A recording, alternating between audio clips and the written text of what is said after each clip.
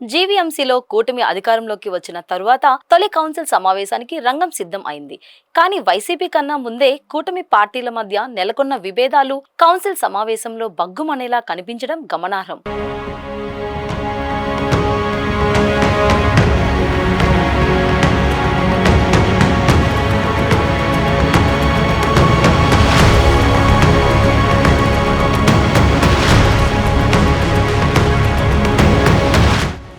GVMC council సమావేశం June 6వ తేదీన జరుగుతుంది.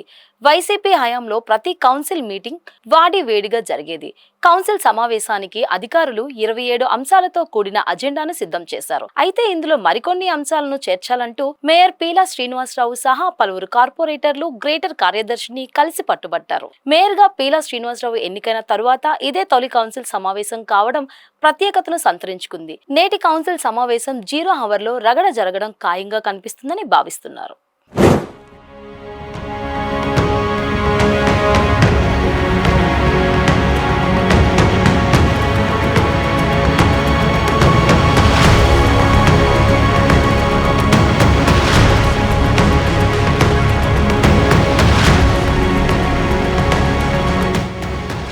జూన్ 6న జరిగే కౌన్సిల్ సమావేశంలో చర్చించి నిర్ణయం తీసుకునేందుకు వీలుగా అధికారులు, కార్పొరేటర్లు అనేక పనులకు సంబంధించిన అంశాలను అజెండాలో చేర్చాలంటూ mayor Peela Srinivasarao, in charge commissioner MN Harendra Prasad కి వినతి పత్రాలను అందజేశారు. దీంతో అజెండాలో 100కు పైగా అంశాలు ఉండవచ్చని అందరూ భావించారు. కానీ అజెండా కూర్పుపై మేయర్, జీవీఎంసీ కార్యదర్శి, కొందరు అధికారులు, కార్పొరేటర్లతో చర్చించారు. అనంతరం 27 అంశాలను మాత్రమే అజెండాలో చేర్చాలని నిర్ణయించారు. ఇందులో ప్రధానంగా మలేరియా సీజనల్ కార్మికుల నియామకం, పారిశుద్ధ్య విభాగంలో పనిచేస్తున్న తాత్కాలిక కార్మికుల సేవలో పొడిగింపు ఉన్నాయి. ఇంకా 76వ వార్డులో 1.96 కోట్లతో డ్రైన్ నిర్మాణం, 97వ వార్డులో 1.85 కోట్లతో థీమ్ పార్కుల అభివృద్ధి, మౌలిక సదుపాయాల కల్పన, 87వ వార్డు పరిధి కూర్మన్నపాలెంలో 121 కోట్లతో పైప్ లైన్ నిర్మాణం,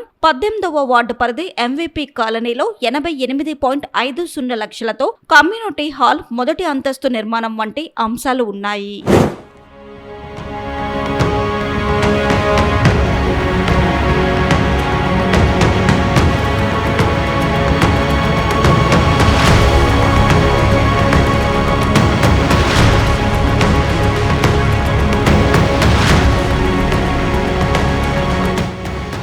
కూటమి మిత్రపక్షం జనసేన పార్టీకి చెందిన 22వ వార్డు కార్పొరేటర్ పీతల మూర్తి యాదవ్ తాను కౌన్సిల్లో చర్చించేందుకు వీలుగా 10 అంశాలను అజెండాలో చేర్చాలని కోరారు. కానీ ఆయనకు చుక్కెదురైంది. దీంతో ఆయన తీవ్ర స్థాయిలో ఆగ్రహం వ్యక్తం చేస్తున్నారు. కోళ్ల వ్యర్థాల తరలింపు టెండర్లు, రాత్రి ఫుడ్ కోర్ట్, టీడీఆర్ కుంభకోణం, పార్కులు, జీవీఎంసీ ఆస్తులు, G20 పనులు వంటి అంశాలపై చర్చించాలని కోరుతూ మేయర్, గ్రేటర్ కార్యదర్శితో పాటు ఇన్ఛార్జ్ కమిషనర్ కి వినతి పత్రం అందజేశారు. కనీసం వీటిని పట్టించుకోకపోవడానికి కారణమేంటని కార్యదర్శిని ఆయన నిలదీశారు. తాను ఇచ్చిన విజ్ఞప్తిని పరిగణనలోకి తీసుకోపోతే అందుకు గల కారణాలను లిఖితపూర్వకంగా తెలపాలని మూర్తి యాదవ్ డిమాండ్ చేయడంతో అధికారులు సందిగ్ధంలో పడ్డారు. దీంతో స్వపక్షంలోనే విపక్షం గలమెత్తడం ఖాయమనే చెప్పాలి.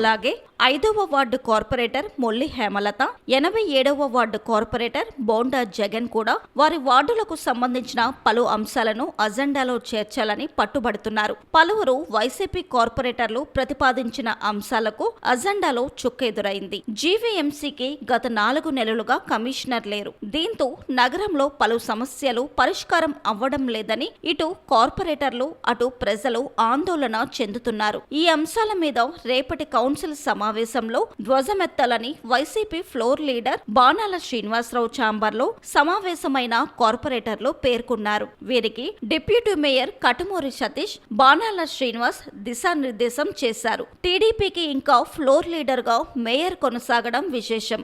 ఏది ఏమైనా తొలి కౌన్సిల్ సమావేశంలో కూటమి ఎంతవరకు నెగ్గుకొస్తుందో వేచి చూడాలి. మరి అందరికీ నమస్కారం. రేపు జరగబోయే కౌన్సిల్ మీటింగ్ ఏదైతే ఉందో నూతనంగా అన్యాయంగా వైసీపీ కార్పొరేటర్లను అందరినీ కూడా మభ్యపెట్టి ప్రలోభపెట్టి ఎన్నిక కాబట్టినటువంటి గౌరవ మేయర్ గారు, మరి మేయర్ గారు కాబట్టి గౌరవించాలి కాబట్టి గౌరవ మేయర్ గారి ఆధ్వర్యంలో టీడీపీ గౌరవ మేయర్ పేర్ల శ్రీనివాసరావు ఆధ్వర్యంలో రేపు జరుగుతున్న కౌన్సిల్ మీటింగ్ ఎజెండా కాపీని మీరు చూసినట్టయితే ఈ ఎజెండాలో 27 అంశాలు పొందుపరుచున్నాయి. 27 అంశాల్లో కూడా 15 అంశాలు డెవలప్మెంట్ యాక్టివిటీస్ సంబంధించినవి. ఈ 15 అంశాలు డెవలప్మెంట్ యాక్టివిటీస్ కూడా టీడీపీ కార్పొరేట్లకు సంబంధించినవి. గతంలో ఈ ఎజెండా పెడితే ఎజెండాలో ఒక 30 అంశాలు ఉంటాయి, అందులో ఒక 10 డెవలప్మెంట్ యాక్టివిటీస్ ఉంటాయి. కనీసం అందులో 5-6 టీడీపీ కార్పొరేట్కి సంబంధించిన డెవలప్మెంట్ యాక్టివిటీస్ ఉంటాయి. కానీ ఈరోజు ఈ ఎజెండాలో చూస్తే 27 అంశాల్లో 15 అంశాలు డెవలప్మెంట్ యాక్టివిటీస్ చూస్తే 15 కూడా టీడీపీ కార్పొరేట్లు టీడీపీ ఎమ్మెల్యేలు సిఫార్సు చేసినటువంటి కార్యక్రమాలు ఉన్నాయి. ఇది చాలా దౌర్భాగ్యమైన పరిస్థితి. మొదటిది. రెండోది, ఏదైతే మా కార్పొరేటర్స్ విన్నపత్రాలు ఇచ్చి సెక్రటరీ సెక్షన్ దాకా వచ్చి ఎజెండాలో పొందుపరిచిన అంశాన్ని కూడా మేయర్ గారు ఆపేసిన పరిస్థితి ఈరోజు. అంటే అంత దౌర్భాగ్య పరిస్థితి. అంటే మొదటిది అన్యాయంగా మేయర్ అవడం, రెండోది మేయర్ అయిన తర్వాత కక్షాదిన చర్యగా మా కార్పొరేటర్ తాలూకు అంశాలను ఎజెండాలో పెట్టకపోవడం. ఇదంతా ఒక ఎత్తు. రెండో విషయానికి వస్తే ఇప్పుడు దాకా జరిగినటువంటి అదే ఎలక్షన్ అయిన దగ్గర నుంచి బడ్జెట్ సమావేశం నుంచి ఇప్పుడు మేయర్గా ఎలక్ట్ అయిపోయిన తర్వాత చాలా టైం అయిపోయింది.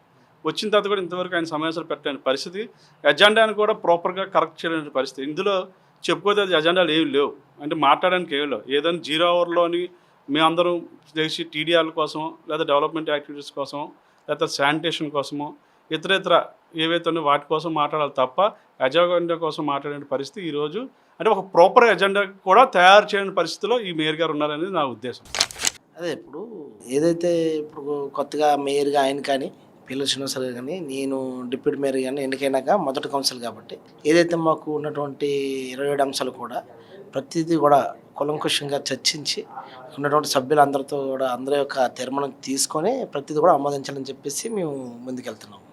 పాత వైసీపీ హయాంలో ఉన్నప్పుడు కౌన్సిల్ మీటింగ్ కొంతవరకు ఏకపక్షంగా ఉండేదని ప్రతిపక్ష కార్పొరేటర్ మాట్లాడే అవకాశం ఉండదు. ఇప్పుడు ఎలా ఉండబోతుంది? అలా ఉండదు. వాళ్ళు అలా చేశారనే కదా ఇప్పుడు ఉన్నటువంటి కౌన్సిల్ని ఉన్నటువంటి మేయర్ని కానీ డిప్యూటీ మేయర్ని కానీ మార్చడం జరిగింది. ఇప్పుడు ఏదైతే ప్రతి ఒక్కరికి కూడా సమస్యలు ఉంటాయి. ఇప్పుడు గ్రేటర్ విశాఖపట్నం మున్సిపల్ కార్పొరేషన్లో ప్రతి ఒక్క సభ్యుడికి కూడా ఆ యొక్క వార్డులు డెవలప్ చేయాలని ఉంటుంది. ఎందుకంటే ఎలక్షన్లో మాట ఇచ్చిన తర్వాత ప్రజలు ఓట్లేయడం జరుగుతుంది.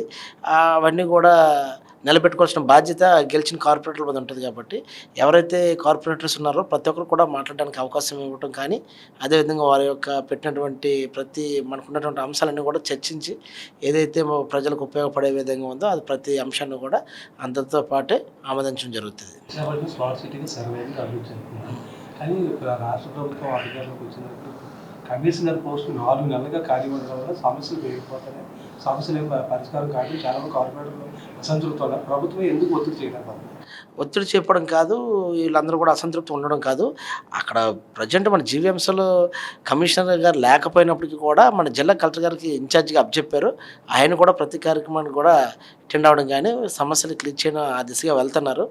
అయితే ఇక్కడ ప్రత్యేకంగా మనకి విశాఖపట్నం జిల్లా అనేది బిగ్గెస్ట్ డిస్ట్రిక్ట్ కాబట్టి ఆ రెండు వైపులో చూడడానికి కొంచెం ఇబ్బందిగానే ఉంది. అయినప్పటికీ ఈ మధ్యకాలంలో కమిషనర్ రావడానికి అవకాశం ఉంది. ఎందుకంటే పార్టీ పెద్దలతో కూడా మాట్లాడడం జరుగుతుంది. మున్సిపల్ మినిస్టర్ గారి దృష్టిలో పెట్టడం జరిగింది.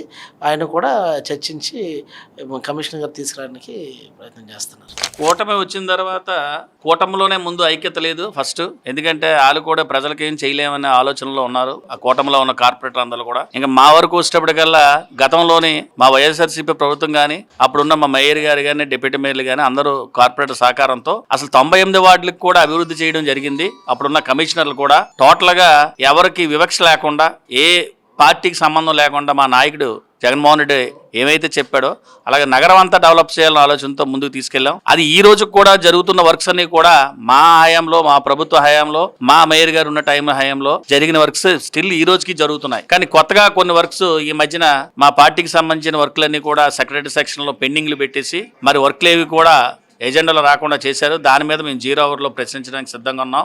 ఎందుకు అంటే ఇదంతా ప్రజల కోసం చేయాలి తప్ప పార్టీల కోసమో వాళ్ళకి నచ్చిన వాళ్ళ కోసమో చేయడానికి లేదు. కాబట్టి రేపు 0 అవర్లో మేము దీని మీద నిలదీస్తామని తెలియజేస్తున్నాం.